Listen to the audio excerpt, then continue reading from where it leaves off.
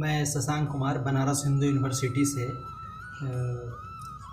मैं आप लोगों को आज हिंदी के बारे में कुछ बताना चाहता हूँ। हिंदी का स्कोप कितना व्यापक है, हिंदी का रोज़गारपरक दृष्टि से मैं आपको आज बताना चाह रहा हूँ कि हिंदी की व्यापकता कितना ज़्यादा है रोज़गार के क्षेत्र में।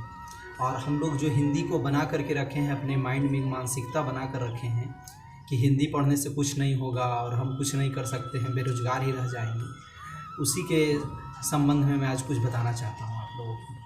तो सबसे पहले मैं चंद पंक्तियों से हिंदी की महिमा करना चाहता हूँ। हिंदी देखिए कितनी बड़ी है।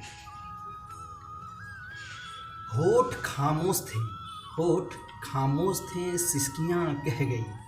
होठ खामोश थे, सिसकियाँ कह गई, द्वार बंद थे, खिड़कियाँ कह गई। होठ खामोश थे, सिसकियाँ कह गई, द्वार बंद थे, खिड़कियाँ कह गई। कुछ मैंने कहा, कुछ हिंदी ने कह गई। कुछ मैंने कहा, कुछ हिंदी कह गई, जो मैं कह न पाया वो मेरी हिचकियाँ कह गई। सोचिए कितना अद्भुत लाइन है। और हिंदी की व्यापकता यहीं पे आप समझ सकते हैं कि हमारा जो संकेत है, हमारा प्राकृतिक वातावरण है, हमारे हाव भाव का जो संकेत है, वहाँ से हिंदी को रिलेट किया जा रहा है।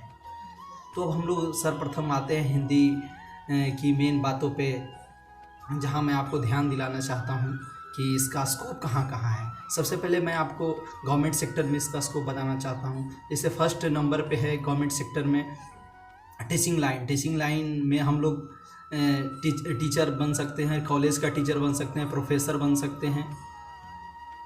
तो टीचर बनने के लिए क्या क्या योग्यता है और कैसे कैसे हम लोग बनेंगे, सर्वप्रथम मैं उस पर बात करना चाहता हूँ। टीचर बनने के लिए सर्वप्रथम मुझे ग्रेजुएशन करना होगा और बीएड करना होगा। बीएड करने के बाद टेट सीटेट निकाल करके हम लोग किसी भी केंद्रीय विद्यालय में, सेंट्रल स्कूल जितने भी हैं वहाँ हम लोग टीचर बन सकते हैं। जैसे केंद्रीय विद्यालय में, नवोदय विद्यालय में, सिमुलतल्ला में, रामकृष्ण मिशन में, बनारस हिंदू यूनिवर्सिटी में, ये सब जगहों पे हम लोग एज ए टीचर बन सकते हैं। आर्मी स्कूल में, सैनिक स्कूल में। और हम लोग अब दूसरी कड़ी पे बात करते हैं, हम लोग कॉलेज में या तो कॉलेज में या यूनिवर्सिटीज़ में टीचर कैसे बनते हैं। तो हम लोग वहाँ सर्वप्रथम वहाँ के लिए हम लोग को पीएचडी करना पड़ता है। उसके बाद हम लोग वहाँ लेक्चरर या प्रोफेसर के पद पे ज्वाइन करते हैं, असिस्टेंट प्रोफेसर के पद पे। अब हम लोग बात करते हैं दूसरी कड़ी में, जो इसका दूसरा स्कोप है गवर्नमेंट सेक्टर में, तो वो है राजभाषा अधिकारी।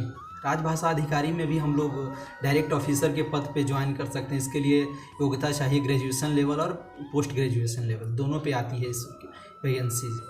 अब हम लोग तीसरी लेवल पे बात करें ट्रांसलेटर। ट्रांसलेटर के रूप में भी हम लोग इसमें जॉब पा सकते हैं। ट्रांसलेटर के रूप में हम लोग ऐसे पा सकते हैं, उसमें भी ग्रेजुएशन लेवल और पोस्ट ग्रेजुएशन लेवल दोनों का पोस्ट आता है। वहाँ भी पे स्केल हमारा बहुत अच्छा है।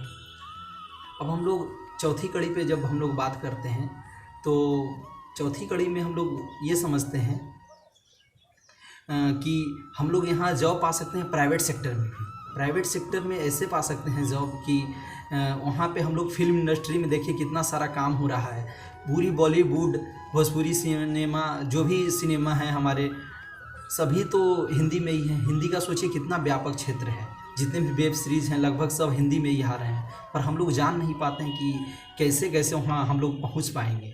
तो वो मैं आपको रास्ता अगले वीडियो में बताऊंगा कि कैसे हम लोग फिल्म इंडस्ट्री में जा सकते हैं हिंदी ग्रेजुएशन करके, हिंदी ऑनर्स से। फिर देखिए हम लोग वहाँ भी ट्रांसलेटर के रूप में काम कर सकते हैं। प्राइवेट सेक्टर में भी ट्रांसलेटर के लिए ग्रेजुएशन चाहिए या पोस्ट ग्रेजुएशन, दोनों का लेवल का पोस्ट आता है। उसमें भी बहुत सारा हम लोग इनकम आ सकता है हम लोगों को। अब हम लोग तीसरी कड़ी में बात करें इंटरप्रेटर के रूप में। इंटरप्रेटर के रूप में हम लोग ऐसे बात कर सकते हैं, इंटरप्रेटर मतलब 1 से 2-3 लैंग्वेज का उससे ज्ञान होता है। हिंदी के साथ साथ 3-4 लैंग्वेज वो जानते हैं। इस तरह के लोगों को इंटरप्रेटर कहते हैं। जो फ्रेंच में लिखा हुआ है तो वो हिंदी में ट्रांसलेट कर देंगे, इंग्लिश में लिखा है तो हिंदी में कर देंगे। फिर देखिए हम लोग और जब आगे बढ़ते हैं तो प्राइवेट सेक्टर में और बहुत सारी जॉब हैं और हम लोग धीरे धीरे बात करेंगे। अब कुछ नेक्स्ट वीडियो में भी मैं आपसे बात रूबरू हूँगा और मैं वहाँ पे बात आपको करूँगा, आपसे करूँगा। तो हम लोग हिंदी के लिए आज इतना ही रहने देते हैं और इन्हीं बातों से मैं अपनी वाणी को विराम देना चाहता हूँ। अगर हमारी वीडियो आपको थोड़ा बहुत भी अच्छी लगी हो तो आप लाइक एंड सब्सक्राइब कर सकते हैं।